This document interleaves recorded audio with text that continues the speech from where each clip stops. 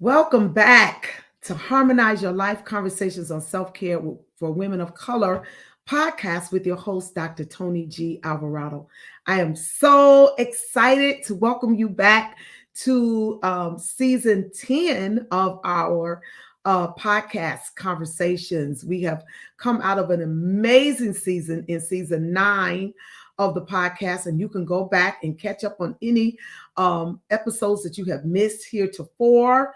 You can go back and listen to our our podcast talk that we did with the guests from season 9 as we came out of season 9 and going into season 10. I am so excited because season 10 begins with the month of June, and so many wonderful things have happened since we have recorded our podcast conversations in season 9. Since then, I have celebrated my 60th birthday and my 30th year in preaching ministry. This month, in the month of June, I'll be celebrating my 30th wedding anniversary. It's just a wonderful season. Also, last month, my daughter graduated from the Ohio State University with a degree, master's degree in music, and with a concentration in choral conducting. So we've been doing life, and Bishop Alvarado and I and our family, our church, and it's just been a wonderful season.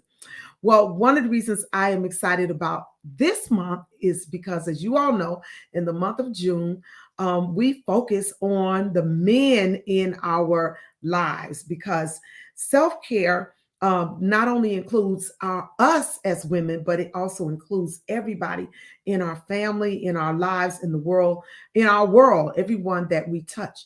And certainly the health of our husbands, our brothers, our sons, our nephews, our friends, our male pastors, mentors, those people and their health, the health of our men matter, particularly in our community, in the communities of color.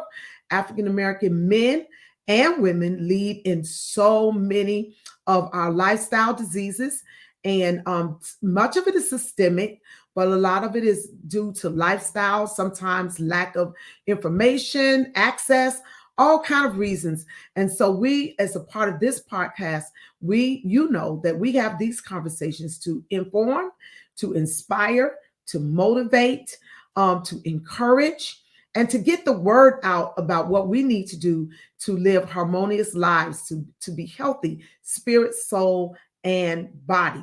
And that's so important. And that includes our men. So, I have two dynamic men that I'm going to bring into the podcast studio in just a moment. We'll be right back right after this, and we'll get started.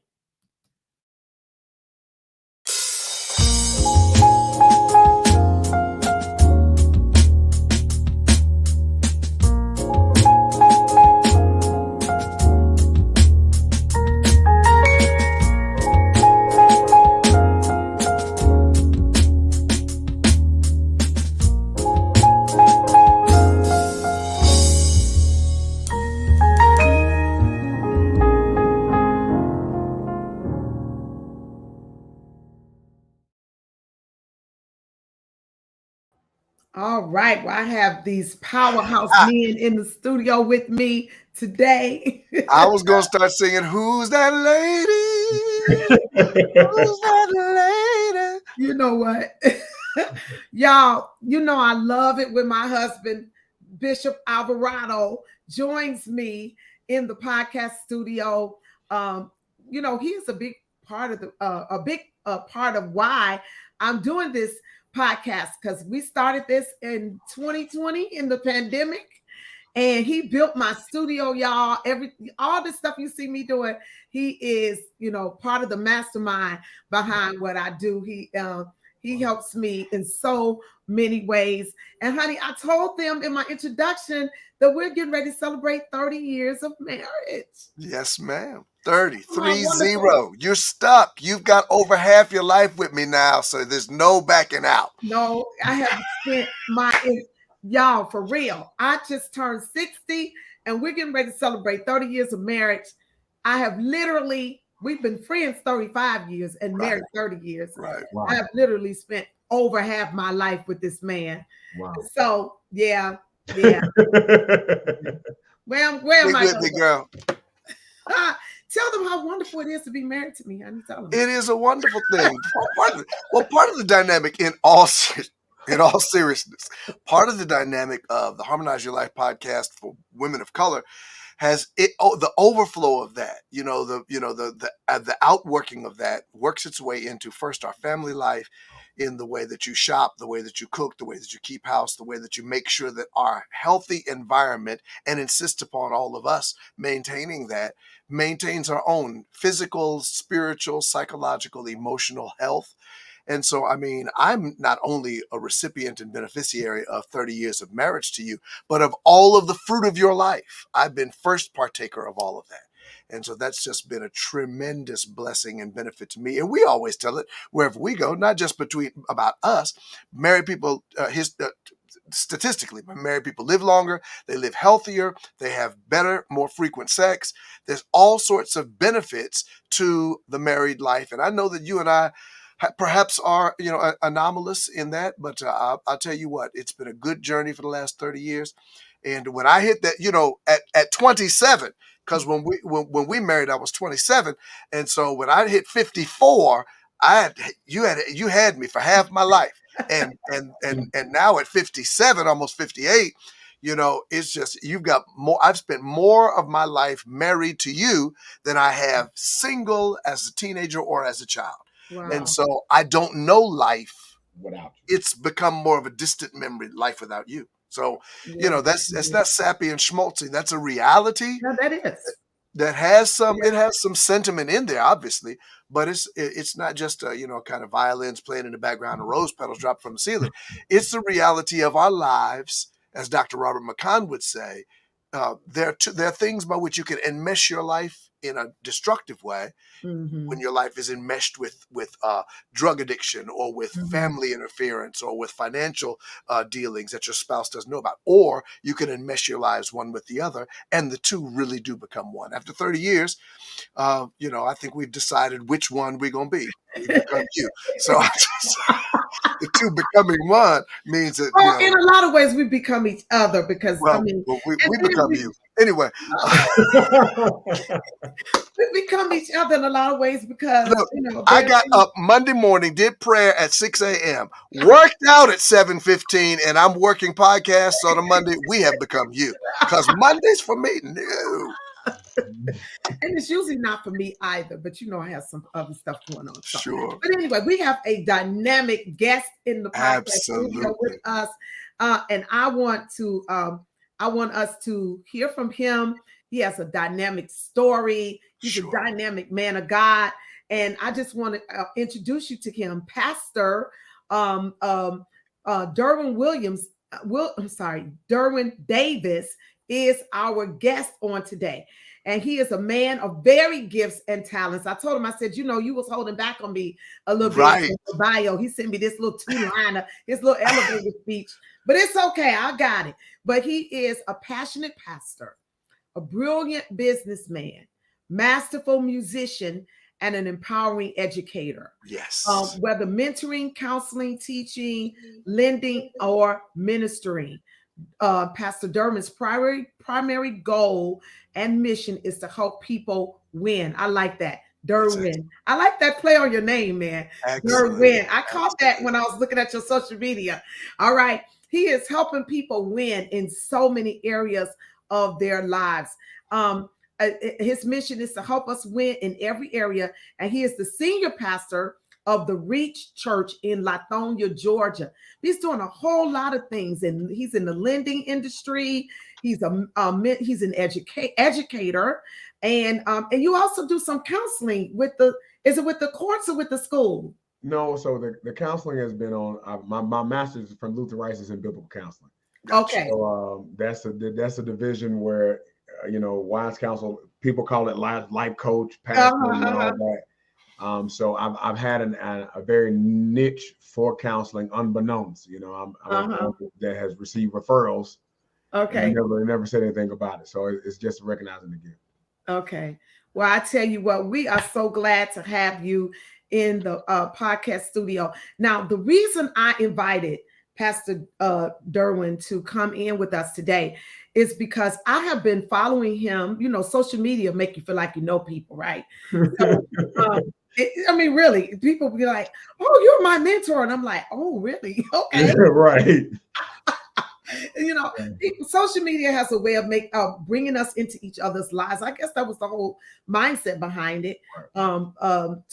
It brings us into one another's lives, and it can really make you feel like you know people.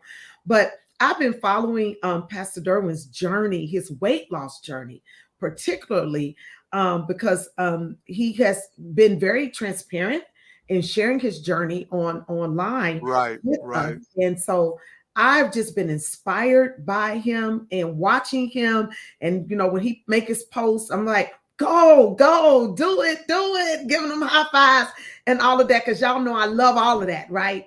And so I reached out to him and I said, listen, for the month of June, I always focus on our men, the men in our community.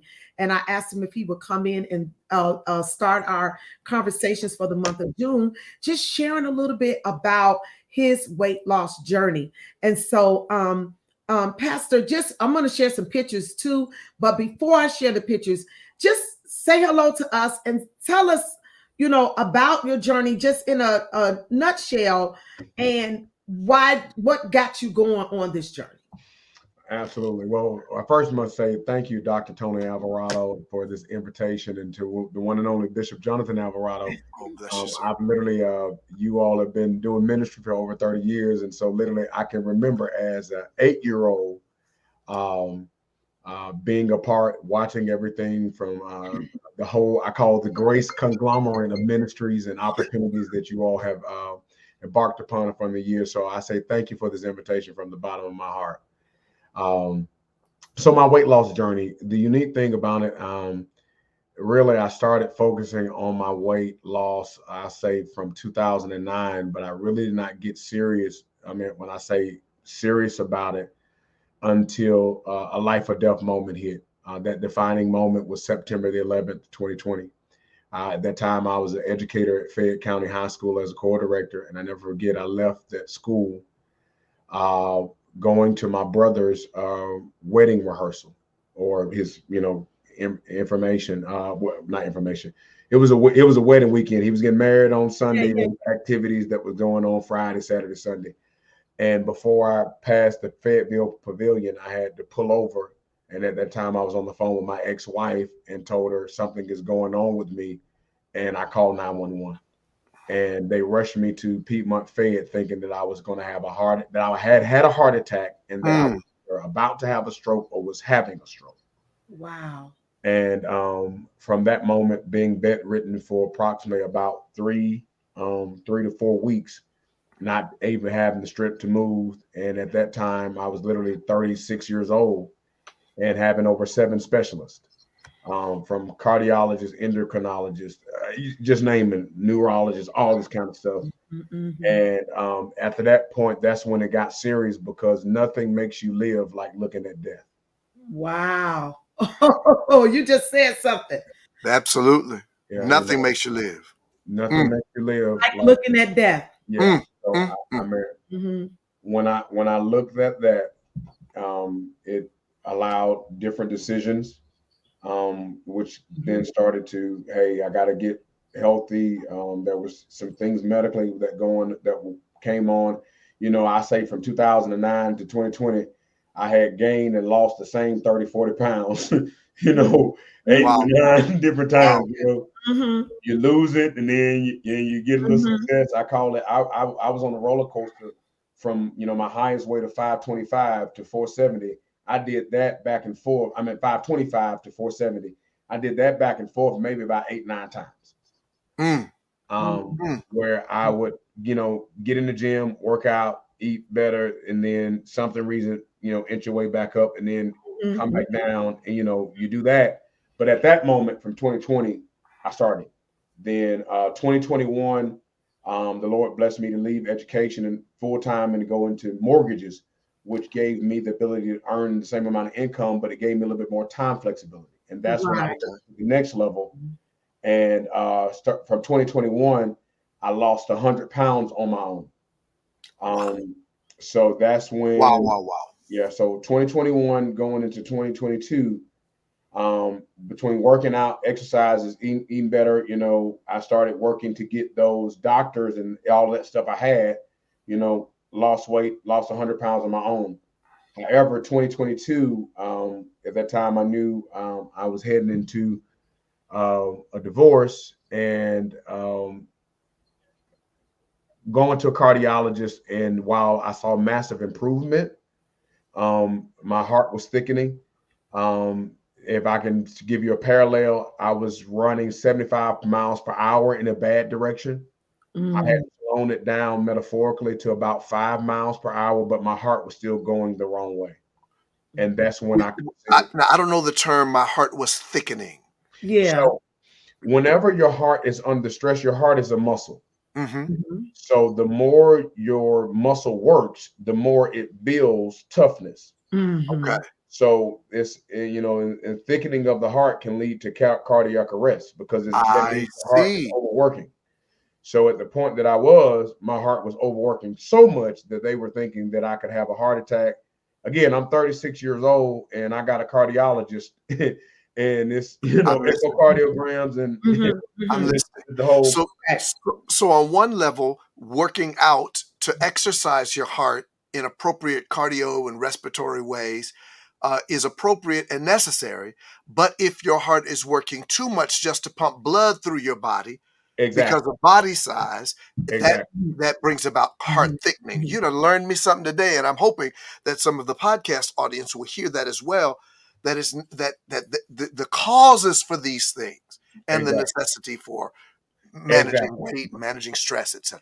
Right. My heart was always working. You know, you want to get a good workout to raise your heart rate for a 30, 45 minutes. And it's only supposed to work that for a certain amount of time. You know, yeah. Just for agility's sake. Right. But it's not supposed to be, you know, this is our normal. Right. And that's where my heart was. So while I had improved it dramatically, I still was going in the wrong direction. And, you know, that's when weight loss surgery came upon and the Lord worked it out where I literally only paid $400 to have weight loss surgery. Yeah. So when that became, you know, considering all the some more life changes I was going through, I knew then, you know, hey, I've all lost 100. And so now to date, I've lost over 212 pounds total. And I still on my way to a goal that I want to get down to a total of 250. So my goal now is, you know, I'm right at the little shy, almost right under 300. So I should break under that this month of June. Outstanding. And then I'm giving myself, you know, help trying to trim it down. You know, I call it this way: cardio and eating right, which is most important. That's it. You know, I'm glad you lose weight in the kitchen. Weight is lost in the kitchen, and I tell people you lose weight in the kitchen. You assist your weight loss through exercise, cardio.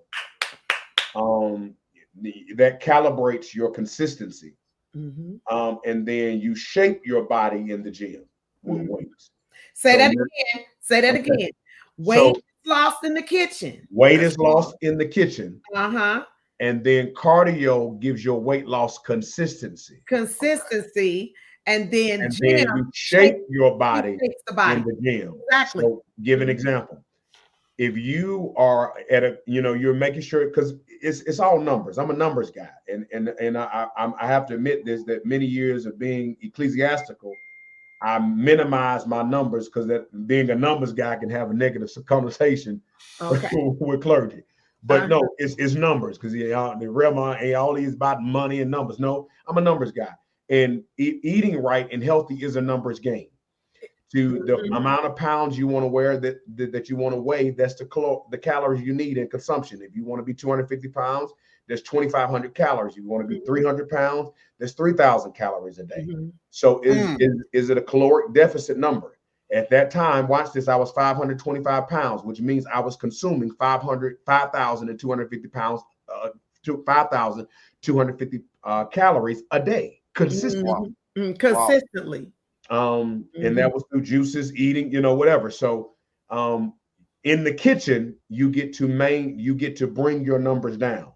Mm-hmm. So if you're in the kitchen and your goal is to be 200 pounds, that's 2,000 calories. Right. Well, you eating right brings your weight down, but the weight loss, we work out 30 minutes and we burn 300, 400 pounds or whatever, that keeps that number consistent by your lifestyle. Because if you do go to the graduation party and eat a slice of cake, but see, and that's why consistency is the key.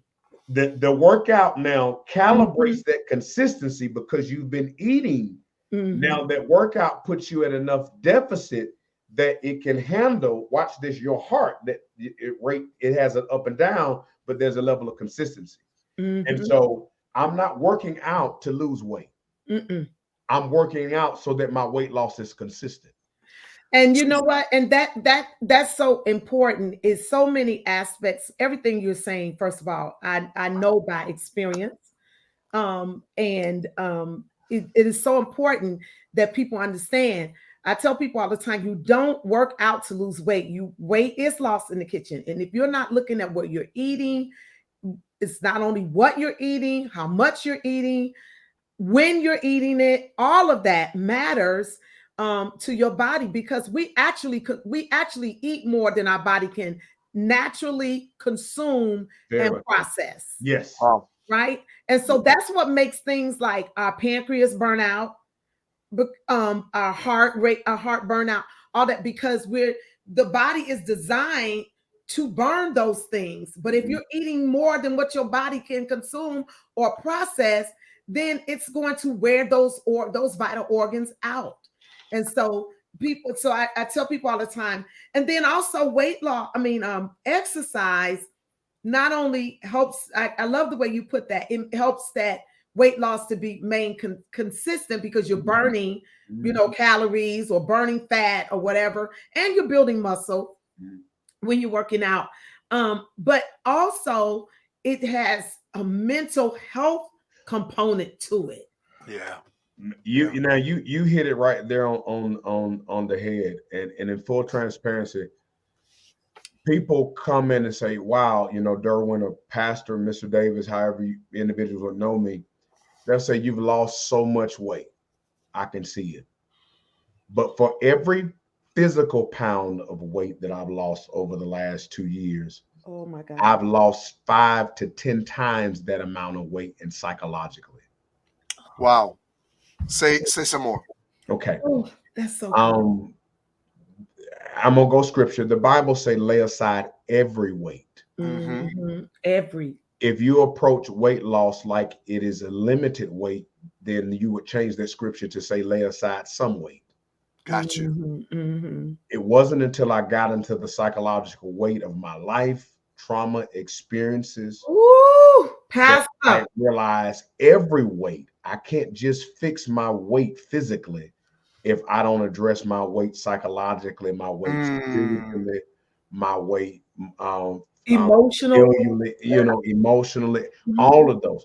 Because you know why that's important, Pastor? Because some of our eating is tied to our emotions. We're emotional eaters. We don't eat. Most of us don't eat because we're hungry. We don't even give the body time to get hungry, right? But we eat for comfort. We eat for to anesthetize pain. We it's so many reasons. And food is tied to so many things. First of all, it's tied to relationships, both positively and negatively. Very much so. Right. It's tied to relationships. Think about it. And let's talk, because we're all in the church. We're church leaders. Everything we do in the church is around food. And there are theological propositions that support meal as theological engagement. But there's also the cultural component of eating that within African-American circles, we have oftentimes exacerbated the eating aspect of it as if the worship experience has not been complete unless we have a meal that should be consumed in the middle of the day, halfway into the night, 10 o'clock and 11 o'clock at night, we sitting around the church fellowship hall eating fried chicken and greens and macaroni and cheese and going to bed 2 hours later and carrying all of that with. And So that's we have how I went from a cultural dynamic. That's how I went, Pastor. When we first got married, I was a 6'8", somewhere between a 6 and an 8. And we of course, we doing ministry, and the church was growing like at a just crazy rate. You know that you followed our ministry journey in Atlanta, and so I mean we're all these worship services, late night services, and concerts and all that. Then we go out after church. Either we're hosting a fellowship, or we at somebody else's fellowship, or we're at a restaurant, and I went from an 8 to a 16 like that. Yeah. From 8 to a 16 like that. And it was overnight, it seemed like. True. But it was because I wasn't paying attention to my eating. We were resting. We weren't taking care of ourselves. And that's really what got me on this journey. 24 years ago when I started on this journey. And so, And part of it for us was also family planning because we got pregnant.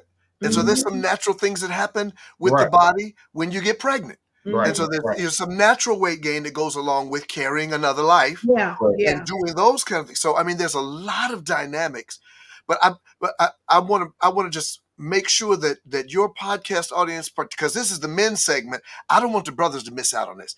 Just a recapitulation of the weight loss. Weight loss takes place in the kitchen. Right. With caloric management, managing how many calories you eat, and calibrating those calories based upon what weight you want to be. If I want to be 200 pounds, I can't eat more than 2,000 calories a day, which means I have to be a little more savvy about what I'm putting in. Secondly, the management of those calories and the calibration of that caloric intake happens in the gym. So if Sunday's my cheat day, I need to be in the gym on Monday. Right. Working off the extra calories I put in on Sunday. And then I heard you, Pastor Toni, talking about body composition and the way that we, what the gym does for us by way of muscles and body composition. Reshaping the body. You know, you can see it. All of us can see it. I'm looking at Pastor Derwin. I can see how his body has been reshaped through his exercise. Bishop, we were just working out this morning, and I could see form and things like that in my own body. What about the pictures? What about the pictures? You want to do that? You want to show up? Okay. How do we? Okay, I'll let you do that. Okay. Wow. All right. Here we go. This is Pastor Derwin. I'm assuming this is the 525 Pastor Derwin. Yeah, this is definitely 500 pounds because that suit size was a 72, 74. Wow. What you say to me, man? And that's Christmas. I chose this photo because I'll never forget. I used to have to get tailored clothes. I mask it out of I needed them or I wanted them, but the truth of the matter is I couldn't go to the store and get anything that fit. Gotcha. So, Bishop, you need to bring Pastor Derwin. Y'all need.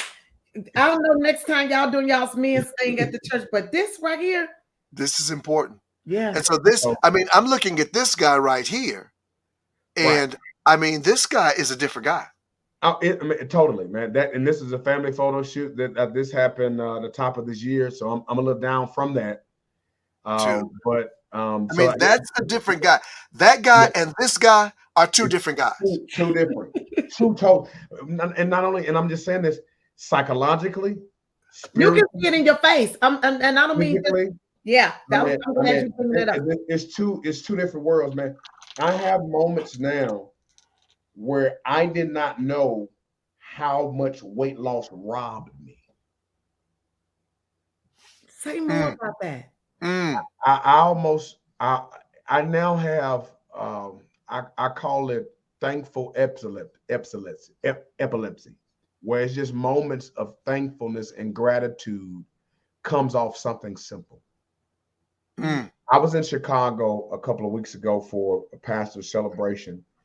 And I know I went to the airport, left from the airport, and I was going to get Uber. But I said, I'm going to ride the train and just walk the city. I would have never done that. Oh, 525 I pounds. hear what you're saying. What you say? I What hear you you. I Wow. walked the city. I got on the train and went to my hotel because it was right down. You know, the thought of, hey man, walking 5 blocks, I would have never done that 525 pounds, 400 pounds. Mm. But to just be able to walk down the city, you know, just navigate. And see the view. So what you were Exactly. missing out on. I hear Exactly. you. I almost lost my mind because watch this. I saw a scooter on the sidewalk. Took out my phone. Davis. Hit the scooter. What? Listen, man. Hit the scooter and got on the scooter and started riding, spontaneous, and started bawling in tears. Mm. Oh, I Mm. went back to like a little kid in Decatur. oh my Like God. I was going down Glenwood, Columbia, or you know, something of that nature. And I'm in Chicago on this scooter. And then the next day, I said I did a scooter, and I hadn't been on nothing like that since high school. Mm. I saw the bike, and I said I woke up that next morning. You know, the installation service was at 12. I woke up at 7 o'clock in the morning and said, "There's a bike on the corner." I don't remember the last time I rode a bike that I went in high school. And I jumped on that bike in Chicago, and before I knew it, I had ridden over an hour and 30 minutes, and I had logged when I start thinking about it, over 7 miles, which I knew I had done over 10. Mm. Mm. Mm. And watch this. Hear me. The thought of the fact of how much fun and liberation I had, it wasn't a financial decision. I didn't have to check a chair. I'm What listening. I I'm listening. went back, man. I burnt so much scooters and bikes. I rode over $120 worth of scooters and bikes in Chicago. And if you know scooters and bikes, that's a lot of riding. Yeah, Right. yeah, Right. yeah. Right. But watch this. That wouldn't have been 2 to 3 Uber rides. You're absolutely right. And once I saw You're a that, numbers guy. I hear your numbers. I'm a numbers guy. No, I'm seriously. Mm. So that the calibration and the lifestyle and the willingness to just live. Live until you die. That's it. You know, Yeah. so that's And I'm hearing you to say, I mean, this historical reflection, I'm hearing you to say, I haven't done this since high school. And so in my 20s, in my 30s, I don't know how old you are, but however, I'm to what 39. I'm 39 years old. So all through my 20s and all through my 30s, whenever the weight became a prohibition or an inhibitor to you being able to do these things like walk the city without feeling like I'm going to be winded if I do these 5 blocks. Or my baby brother struggled with weight, and he was up to 403 pounds. He had bariatric surgery and got down to a minimum weight of 186. But I remember when he was working out, he's a little over 200 now, probably 225, 230 now. So he's trying to get himself back together because we're short. I mean, we're both 5'7", that kind of thing. I say that to you to say, when you said about the walking the city block, the one thing he said to me was the first time he came off the MARTA and ran up the stairs coming out of the train station and got to the top and wasn't winded, he began to cry because he was like, man, this is another. I've forgotten how good this could be.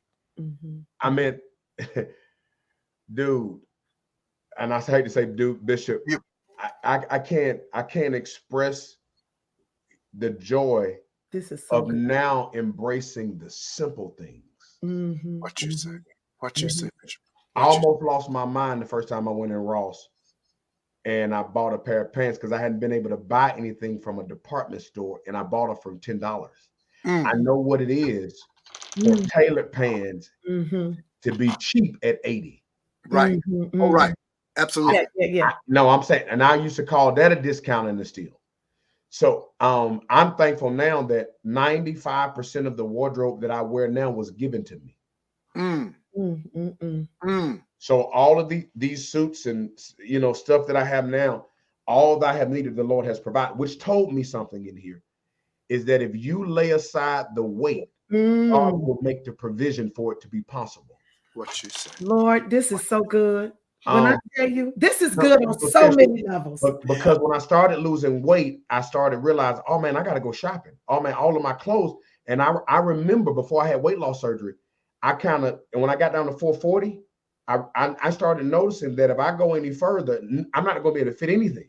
Right. I didn't have a robe that fit. Right. And you know this as clergy and business professionals, there are 5 to 6 different classes of outfits you need. You got surgical attire, clerk vestments for high days. You got your church suit, and that stuff is expensive. Yeah, and then you got your business suits, and then you got your, and you got your I call it Pastor Day wear, or whatever, or loose wear. Then you got your hip wear. I didn't do none of this. I just had big boy stuff. And so now to see God provide all of that, till now the joy is I go down to my closet, and as I lose weight, I just try on stuff that people have given, and now it's a joy because I now get to see not only has God provided, but it's now an encouragement to taste and see, watch this, that God is good, because as I taste differently, I get to see. As I calibrate my taste of what they used to be. I used to eat out of love. My grandmother that was her way that she showed love. My family, that's their way that they show love. Myself, I would love myself by I had a great day, I'm going to Capitol Grill. I had a bad day, I'm going to Marcel's. I used to be at a point that I didn't eat leftovers. I'm not, because that was my way of saying self-love. So the first time I heard about meal prep, I'm like, I don't do leftovers. However, until I had the ability to start tasting, watch this, and see something different, which now my taste have been calibrated by what I want to see. Oh, I love that. Yeah, it's excellent. My tastes have been calibrated. That's what I want to see. Bishop, that reminds me of what Pastor Kerry Connor said last year when we had him on in the month of June. And he said that we have to retrain our palate to enjoy what's what good we for you. need, not what we want.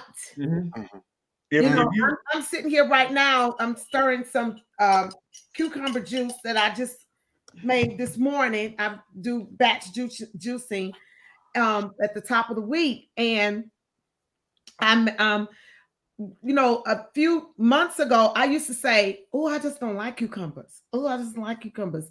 I would, even when I get salads, I love salads, but I would never put cucumbers in my salads because I used to say I don't like the taste of cucumber.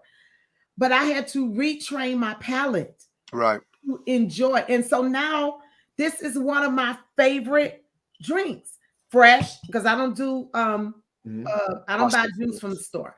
So I do my fresh juicing, cutting up my vegetables, my fruit, and I do it all in my juicer and I batch it. So I make enough for the week. But it's retrained my palate.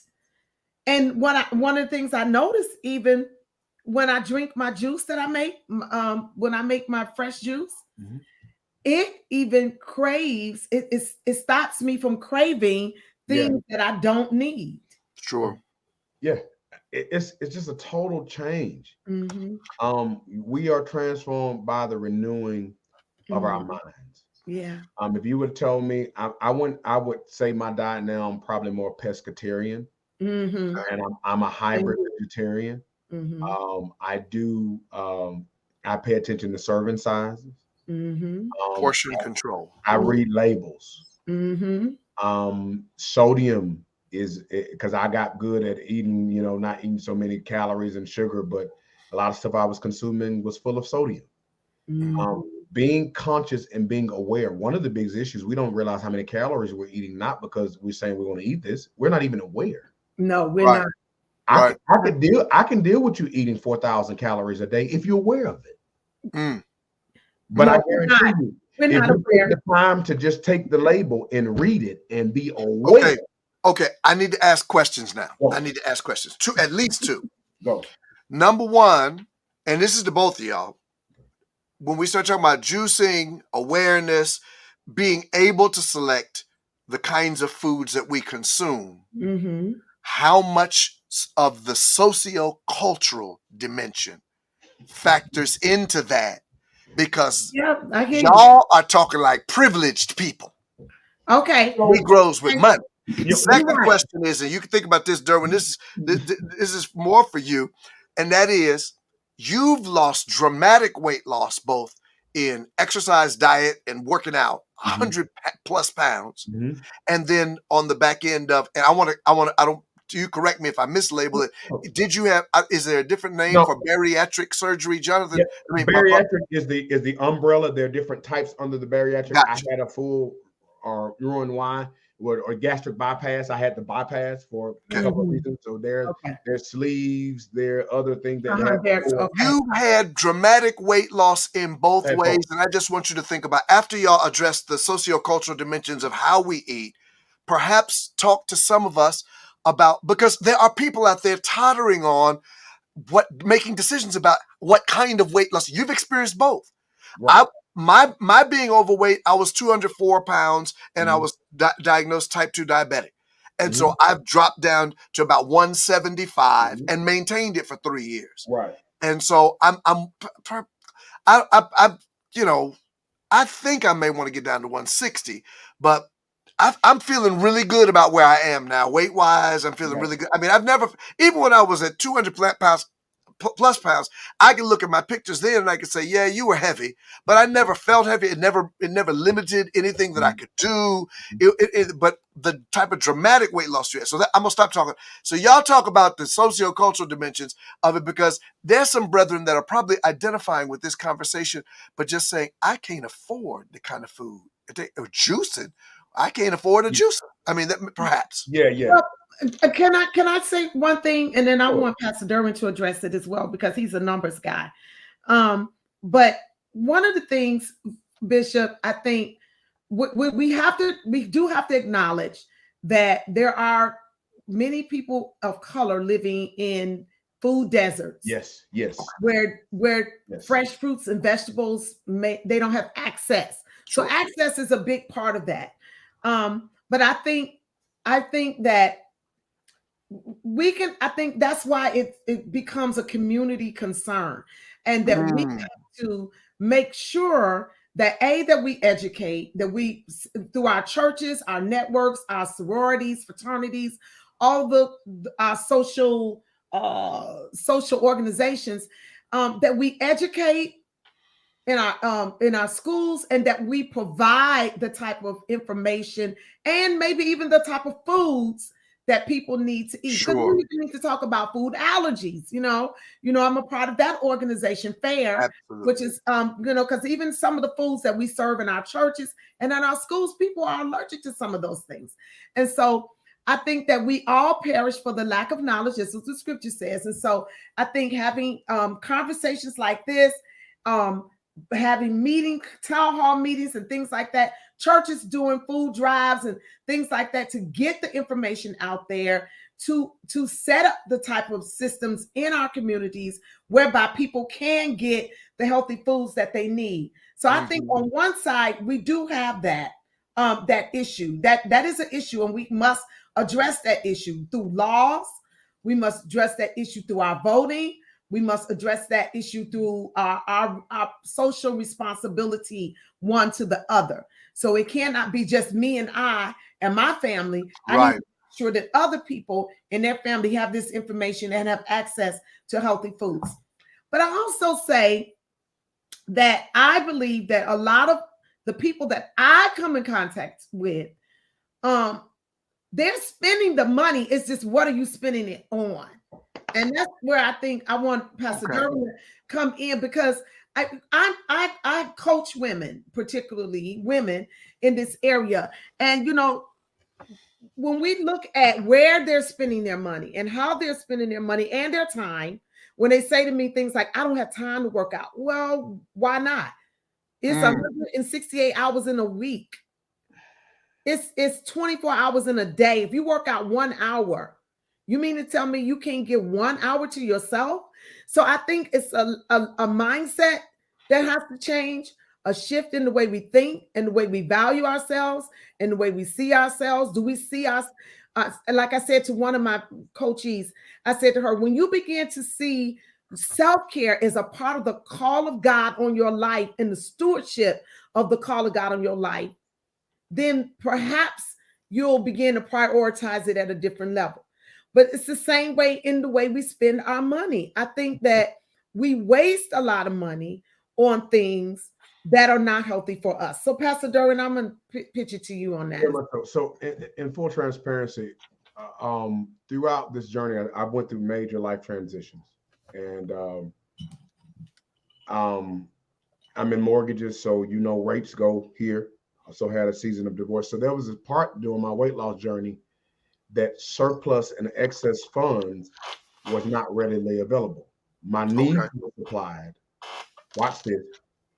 But my convenience of extra finances was challenged, which made me now have to evaluate, how am I going to do my weight loss on a budget? And here is what I realized. It's our allocations that determine our dedication. If we're not allocating anything towards this area, you can't tell me, because wherever your treasure is, your heart is there. So also, so you show me a person that's serious about their weight loss, there has to be some type of allocation. And if you can show me the allocation, so show me, all right, you got $50 for this weight loss. All right. That means what can we cut some other places? Yeah. The amount of money that we spend on a fast food or in a restaurant. For sure. If that's reallocated, that may give us what we need to healthy meal prep 6 or 7 meals. Yep. Right. And you save money and it's healthier for you. And so some of that is food desert. Some of that is, yes, it's access to certain things. Now, the biggest area out of that is the convenience. If it is cheaper and it is healthier, you're going to have to work for it. Our biggest issue is systemically, bad food is more convenient. Yeah, it is. For sure. Fast food is convenient. Get it now. Right. So if I'm going to be healthy and my finances are challenged, I have to be more deliberate in my planning. Which means some of the time you may have to look at how you not just allocating money, but how are you allocating time? It's there. Exactly. You're going to pay for a healthy life either with money or with time. So if your money is low, then your time that you go and you're planning, it needs to be high. If you don't have a lot of time, that means I can pay somebody to meal prep. And I can just pick my meal prep up. But however, if you don't have the money, what's the time you can put in this? And here's another thing that I will say this. There's so many different organizations that are doing food drives. Churches are doing giveaways. Right. Now, it may take more time. And it takes teamwork. One of the issues that I like to say in this is, and this is retraining here, it is okay to be different. Our society, our functions, church, I almost had a mental breakdown the first time I did a funeral and didn't eat fried chicken. Because I'm used to, after I preach my funeral, I don't eat sides because I don't know who cooked them. They normally bought their chicken. Give me my to-go plate of 2-3 pieces of chicken, and I realized, and when I saw it, after my life has changed, you go back to what you're used to. And it's like, this is not that. So you have to be okay with realizing I can't move as I used to. And we do have to get better in corporate programming. When it comes to church functions, do we have a vegetarian option? It may not mean much, but vegetarian may mean, guess what? We got potatoes and we got these mixed vegetables, and that's what we're going to provide. Yeah. Or, you get what I'm saying? Or and that's okay. And it is And okay. it's okay. Yeah. And it's okay. There's so many things. Here's what I will also say. Healthy food, price is high, but the cost is cheap. When people become aware that there's a difference in price and cost, price is what I pay today. Ooh, I hear you. Cost is what this is costing me. Over the long haul. Those copays cost because you didn't pay the price. I know what it is to spend over $500 a month in copays.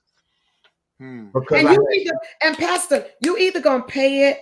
I tell people now, are you gonna pay it on healthy food, or you gonna pay it on prescriptions, or you gonna pay it on copays, on doctor's visits, all kind of things. You're gonna pay, and not only are you gonna pay it financially, you're gonna pay it with your time, because it's gonna eat your time up to have to go to dialysis every day. Watch this. There's so many things that I used to delegate out, home repairs, items for people to do. You know, something go wrong. I was just, because I was so big, I just paid. Now, I think about stuff totally different, which is a savings, because I'm smaller, because I got the energy to it. I literally had a pipe, some valves shifted, or did something on the shower, and I already had the box for it. Watch this. I bought it 2 years ago so that when it goes wrong, the mechanic, I can call my plumber. He could come by and work it on his schedule, because I know I was going to pay for it. But I thought about it. I can now climb in the tub easy. So there's so many things now that I got the energy and the health that DIY is now faster for me and cheaper. And it's an option. It's an option. It's an option now. Yeah. I can go to Chicago instead of spending on the Uber. I can bike ride. And so not only are you saving money, but you're also helping yourself be healthy. And you're enjoying something, which is, it's meeting so many needs. It's holistic. This is what I call holistic living, when it impacts every area. This is why this podcast is called Harmonize Your Life. Because harmony says, and you're a music guy, both of you. I'm a music, I'm a musician, I'm a singer. You understand harmony is when we make it all fit and it all comes together. And it does impact my finances, my relationships, my mental health, my energy, my energy level, all of it. It impacts. Absolutely. And so this, y'all, we could talk. Y'all realize we've been on here 52 minutes and 20. I was looking at that. I was like, I know we got schedules, and your podcast has a particular time frame, but I was thinking the exact same thing. The only thing I want to say at this point is how important and necessary it is for you to continue to do what you're doing, Dr. Toni, and you, Pastor Davis, in promoting this by way of education. Because our people are perishing for lack of knowledge. Some people don't even know that there are options for their lives. When children grow up and their go-to default is mom or somebody swinging through a McDonald's or a Wendy's drive-through, and they think that's fancy. I mean, that's, that they're doing something, and not recognizing that how we eat, how we manage our intake, exercises, insisting on a certain amount of screen time and a certain amount of screen off time, so that way children can get outside, play, ride a bicycle, do those kind of things. And and it's a lot of it's sociocultural. Nowadays, you don't want your kids outdoors unless you can be out there watching them because of all the crazies that are out there. But we have to make the educational accommodations to be able to do what needs to be done. So I think, maybe we need to start cooking circles where we get together and you know what I'm saying? We get together and cook together, outdoor play dates for our kids, or as churches like ours that have gymnasiums and things of that nature, open gyms and screen-free zones. So much. I just spoke with one of the women in my church, and I said, this fall, I want us to start two things. We're going to start a double Dutch group at the church for the women, and we're going to start a line dancing class. And so it's things like that. We can instead of getting together to eat chicken, let's get together and move our bodies. They say they so carnal, Davis. They so carnal. I got to get them back to the Bible. They want to be. Y'all got to pray for me. Pastor love to dance. I mean, I can't dance often, but now I lost his weight. You know that's cardio. Hey, we can do it. Listen, I'm Afro Latino. We dance for everything. And listen, let me just give a little station identification. We have been talking to Pastor Derwin Davis on today in his incredible weight loss journey. Our theme for the month of June is Black men's health. And today we've been talking about weight loss journeys, and he's been so transparent. Oh my God. And so many things that he shared.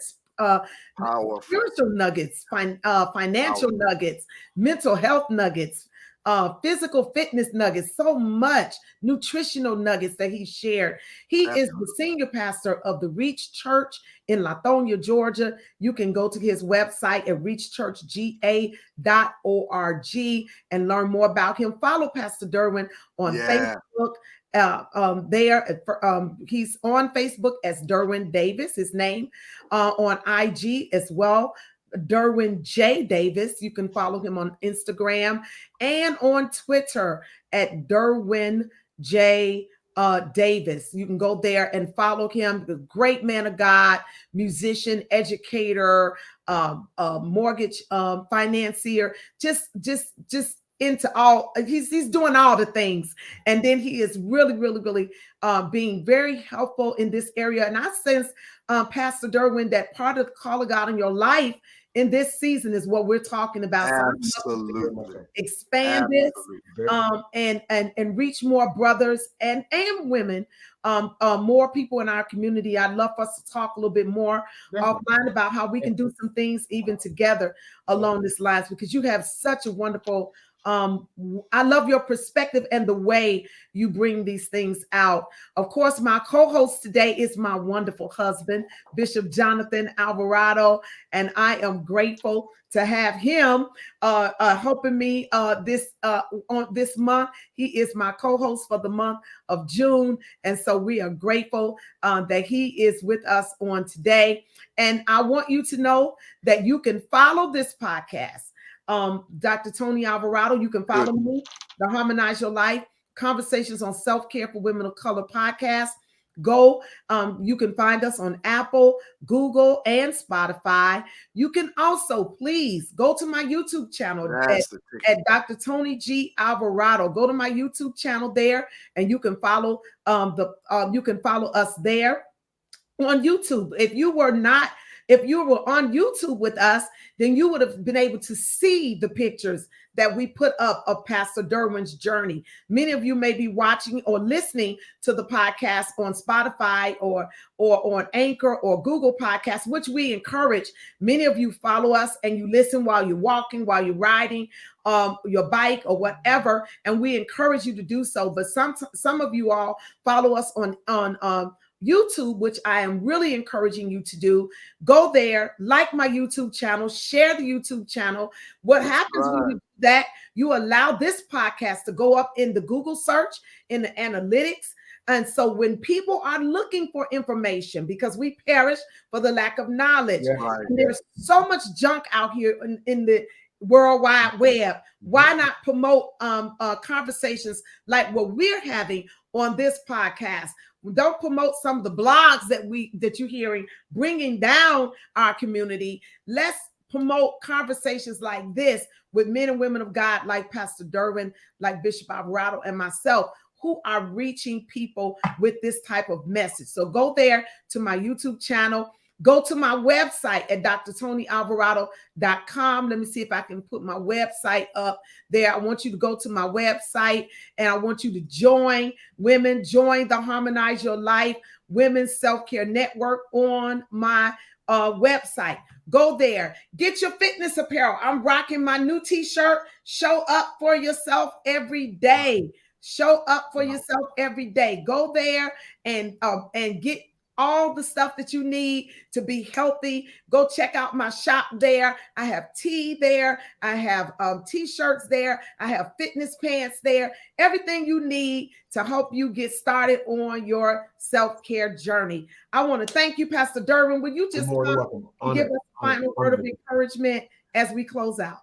Well, listen, I want to encourage you guys, and I want to thank Dr. Toni and Bishop Alvarado for the invitation.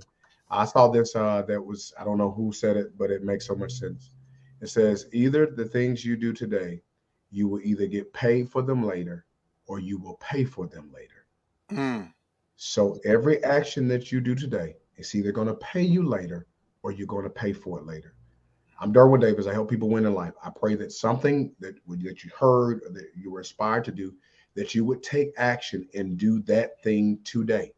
One of the greatest prayers that God taught us is that give us this day our daily bread. And if you learn how to put something healthy in your life today, and you do that every day, you're going to watch your life change. I love you. I want the best for you. Listen, you can reach out. I want to thank again, Dr. Toni and Bishop, for everything that you all have done. And listen, you got to harmonize your life. Intonation sounds bad. It get on my nerves. Harmonize your life. I love it. I love it. Thank you, Pastor. Thank you, Bishop Alvarado. Thank you, honey. And listen, thank you all for sticking with me. Over 3 years we've been doing this podcast, and some of you all have been a part of this self-care network that we have started. We got women from all over the country and other parts of the world who are connecting with us in this self-care movement.